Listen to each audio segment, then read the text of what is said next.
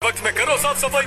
मोटा भाईड़ा लोग तो मार दिया, लेकिन भूख लग रही है। ओए, मैं तो फूल को देख के पेट भर लूंगा। मोटा भाई, अभी सिर्फ जॉब नहीं, प्रमोशन भी मिलेगी। अभी जाओ। ओए, काके खुद की कंपनी खोलने की तो नहीं सोच रहा?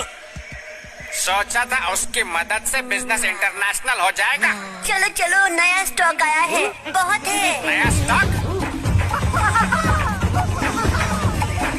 वाह, नया बिजनेस प्लान। मोटा भाई की चीख की वजह से थोड़े फूल बिगड़ गए तो क्या हुआ, पूरा बगीचा लेकर आए।